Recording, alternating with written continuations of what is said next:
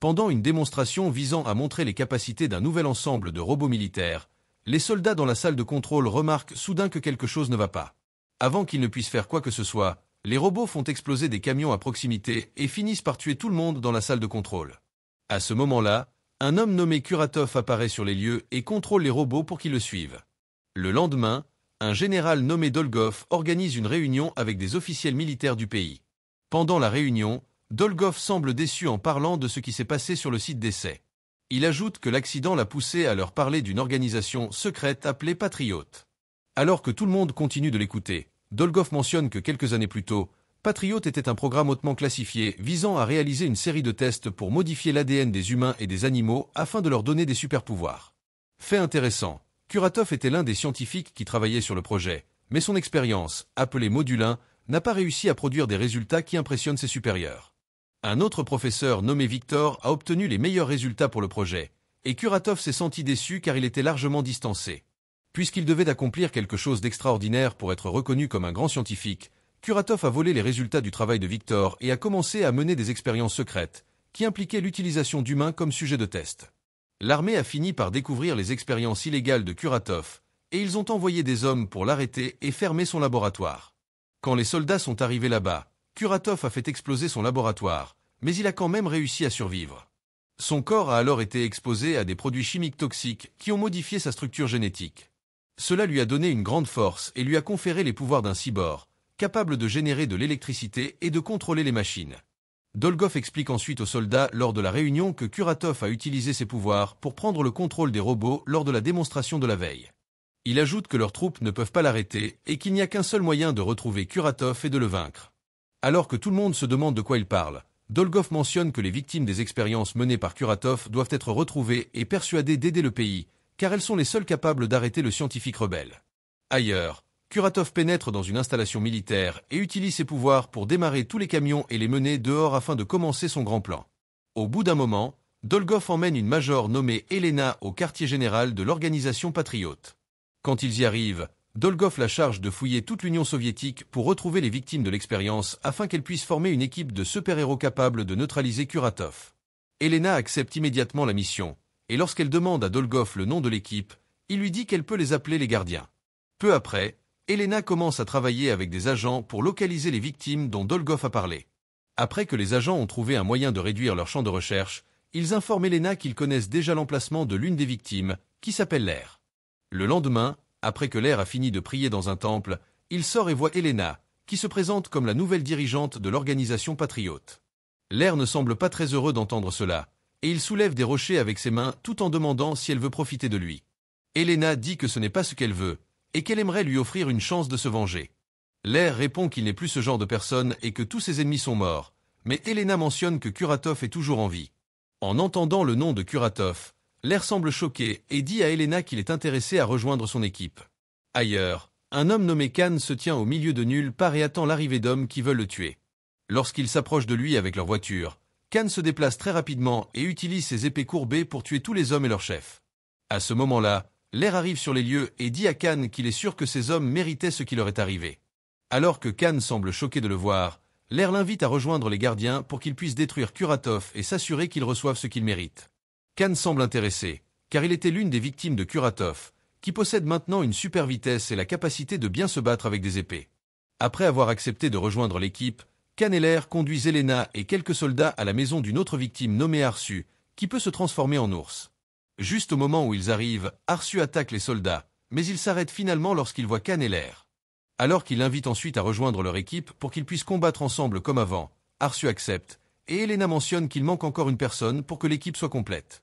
Peu après, une femme nommée Ksenia se produit lors d'un événement où elle entre dans une piscine et devient invisible.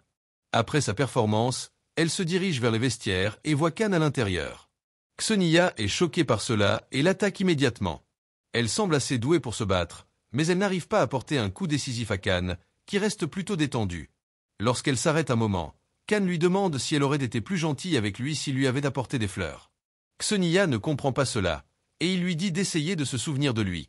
Ksenia dit qu'elle ne sait pas qui il est, mais avant qu'il ne dise quoi que ce soit d'autre, Lair arrive pour essayer de lui faire se souvenir de qui il est. Ksenia ne le reconnaît pas non plus, et alors qu'elle l'attaque, il se défend et mentionne qu'il est celui qui lui a appris les mouvements qu'elle utilise actuellement. Avant que le combat ne dégénère, Arsu arrive et dit à Xenia qu'ils se connaissent tous. Il ajoute que Xenia a toujours le même visage qu'il y a 40 ans parce qu'elle n'a pas changé. Avant que Xenia ne puisse dire quoi que ce soit, Arsu dit qu'il sait qu'elle n'a pas d'amis et qu'elle est juste une solitaire avec des pouvoirs. Xenia semble choquée par cela, car il la connaît vraiment, et Arsu mentionne que lui, Kan et l'air sont comme elle. Il lui demande ensuite si elle n'est même pas curieuse de savoir comment elle a obtenu ses pouvoirs, mais elle reste silencieuse et ne sait pas quoi faire. Ailleurs, Kuratov entre dans une pièce remplie de chambres cryogéniques contenant des troupes qu'il a créées et qu'il prévoit de libérer pour déclencher une guerre. En les regardant, Kuratov dit qu'il attend depuis de nombreuses années pour conquérir le monde et que personne ne pourra l'arrêter avec ses troupes. Pendant ce temps, Xenia rencontre Elena et parle de la perte de sa mémoire il y a de nombreuses années. Elle ajoute que les médecins n'ont pas pu expliquer ce qui lui est arrivé et qu'elle ne connaissait son nom que parce qu'il était gravé sur une bague à son doigt.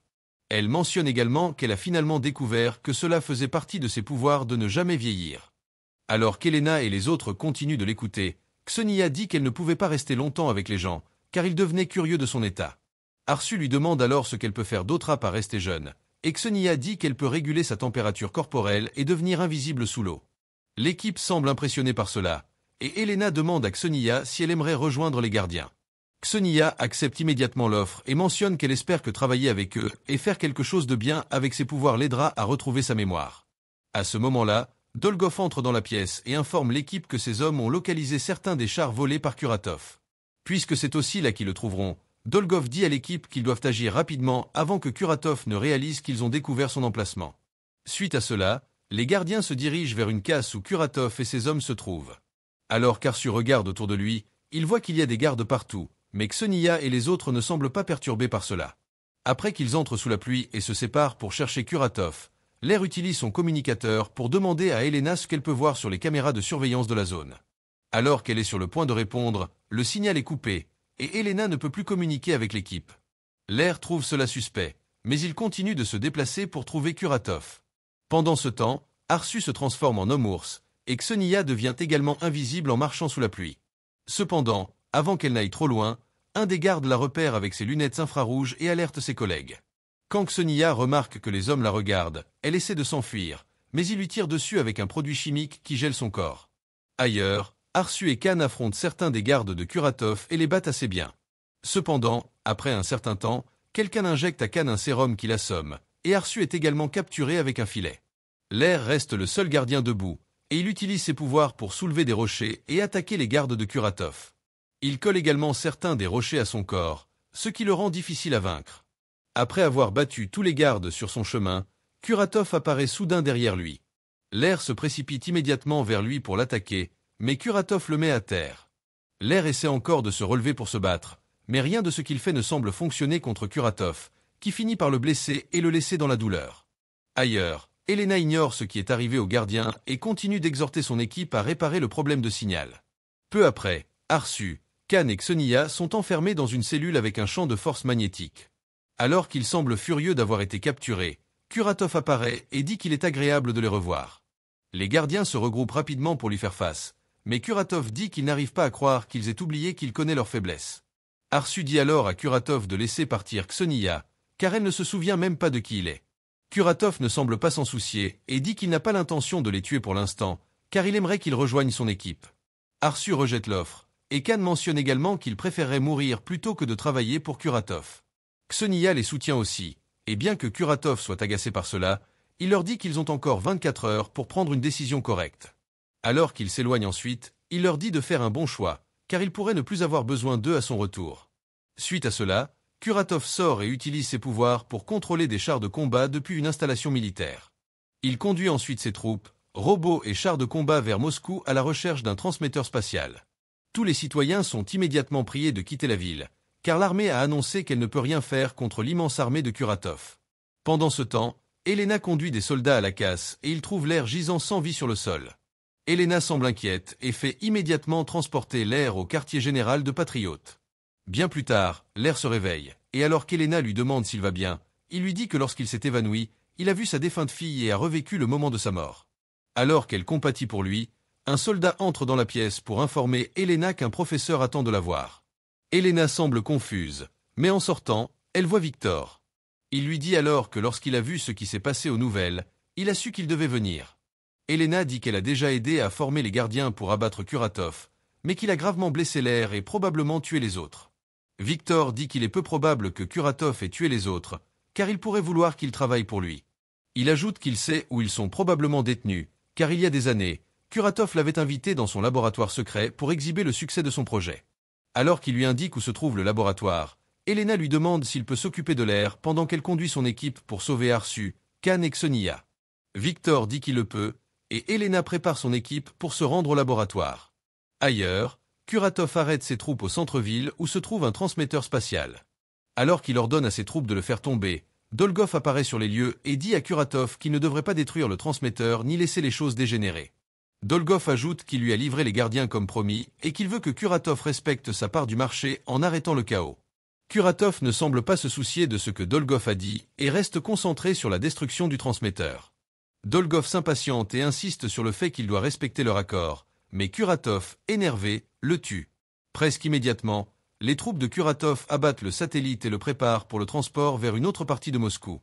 Ailleurs, Elena emmène ses soldats au laboratoire de Kuratov, tue les gardes sur place et sauve Arsu, Khan et Xenia. Alors qu'elle leur dit que Dolgov était celui qui les avait piégés et qu'ils doivent agir vite pour arrêter Kuratov, Khan s'éloigne simplement, mais Arsu dit à Elena de lui donner un peu de temps pour se remettre dans le coup. Au bout d'un moment, Elena voit Arsu assis seul et lui demande s'il y a quelque chose qui le préoccupe.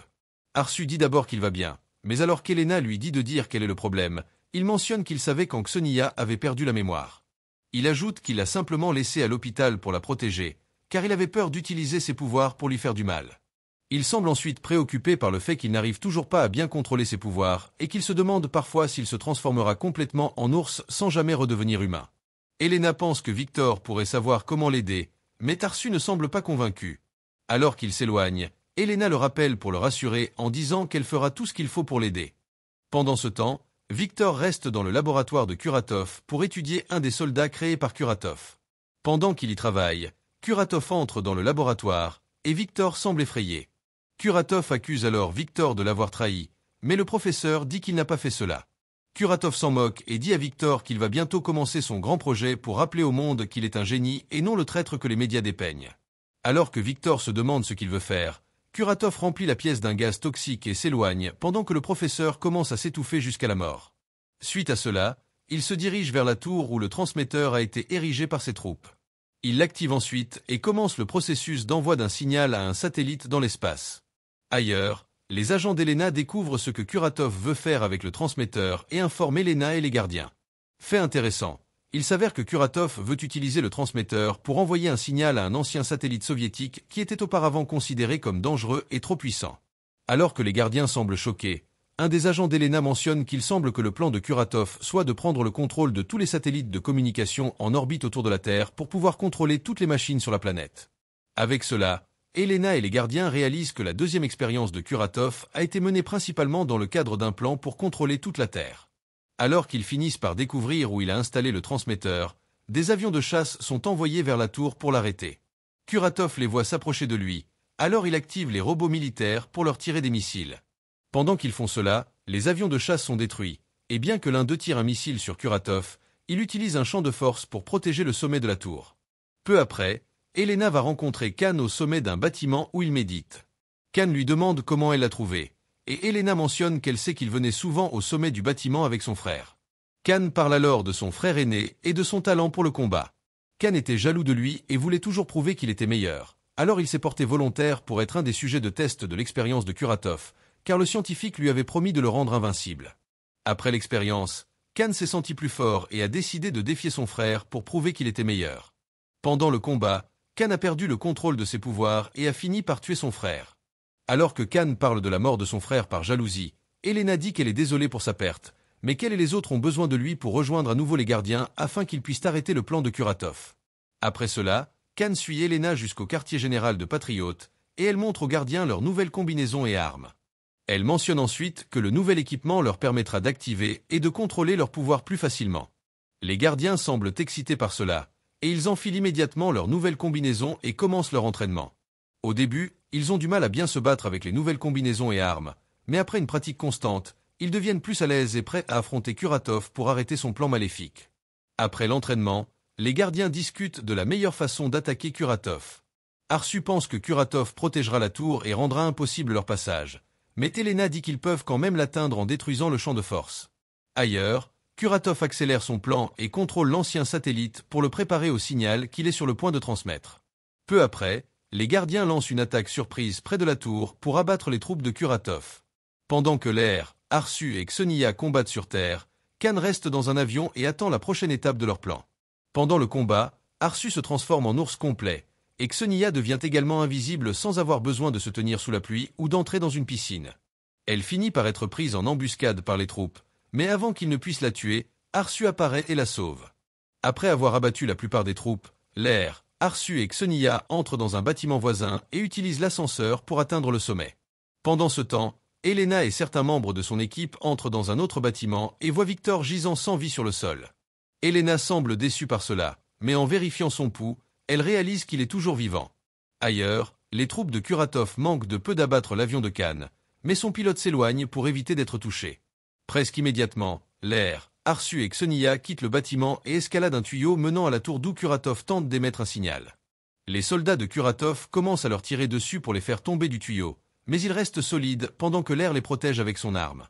Quand Khan voit que ses coéquipiers sont en danger, il dit à son pilote de voler plus près du tuyau pour qu'il puisse sauter et les aider.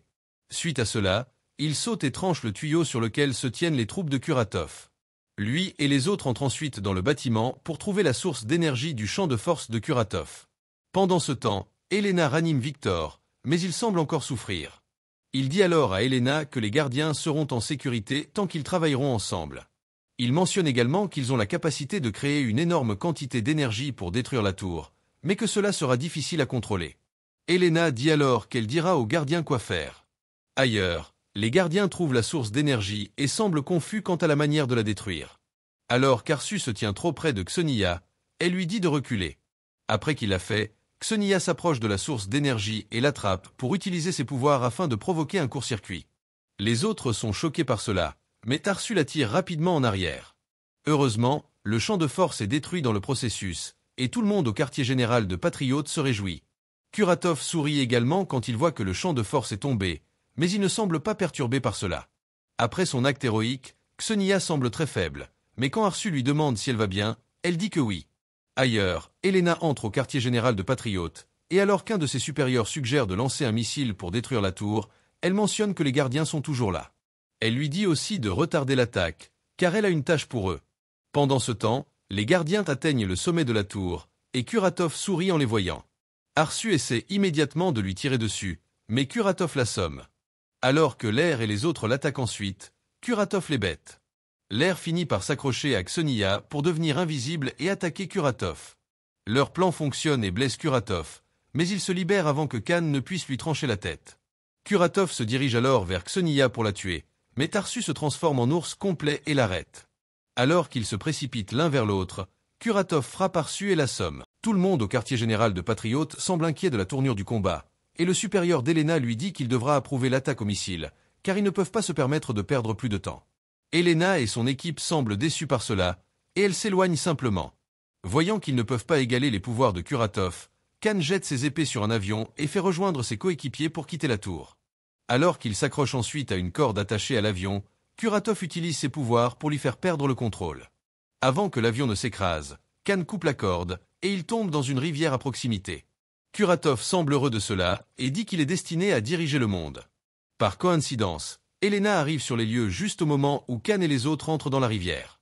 Alors qu'ils finissent par sortir de la rivière à la nage, l'air dit qu'ils doivent retourner à la tour, mais Elena apparaît et dit qu'ils ne peuvent pas faire cela, car l'armée a lancé des missiles pour faire exploser le bâtiment. Étonnamment, Kuratov voit les missiles se diriger vers lui et utilise ses pouvoirs pour les dévier afin qu'ils explosent dans le ciel. Il se vante ensuite et demande ce qu'ils pensent avoir d'autre pour l'arrêter. Pendant ce temps, Elena parle aux gardiens de l'énergie qu'ils peuvent générer s'ils se touchent les uns les autres. Bien qu'elles disent qu'ils n'ont pas à essayer, car ils pourraient mourir, les gardiens ne semblent pas s'en soucier, et ils se tiennent les uns aux autres pendant que Kuratov se rapproche de l'envoi de son signal au satellite dans l'espace. Soudain, les gardiens génèrent une énergie massive qui détruit la tour et tous les bâtiments autour. Kuratov est choqué par cela, et alors que la tour s'effondre, il tombe à sa mort en disant qu'il n'arrive pas à croire qu'ils aient ruiné son grand plan. Alors que le règne de terreur de Kuratov prend fin, les gardiens sont vus allongés inconscients après avoir libéré l'énorme vague d'énergie.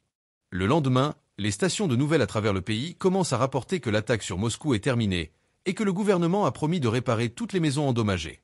Ailleurs, Elena et les gardiens se tiennent sur un pont pour admirer la ville après tout ce qui s'est passé.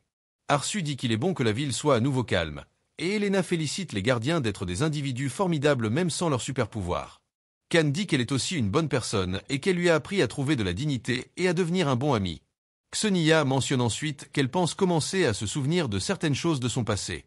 Alors qu'elle dit qu'elle sait qui lui a donné la bague à son doigt, elle regarde Arsu, et il s'avère qu'ils étaient fiancés avant que les expériences ne fassent perdre la mémoire à Xenia. Arsu dit alors qu'il espère qu'ils ne retourneront pas à leur vie ennuyeuse, mais Kan et Lair pensent qu'il est impossible de s'ennuyer dans une grande ville comme Moscou. Alors qu'ils se préparent à partir, Elena les arrête et leur dit qu'il y a probablement d'autres menaces dans la ville. Xenia et Arsu ne croient pas que quelque chose comme ce que Kuratov a fait se reproduira, mais Elena dit qu'elle espère les revoir bientôt.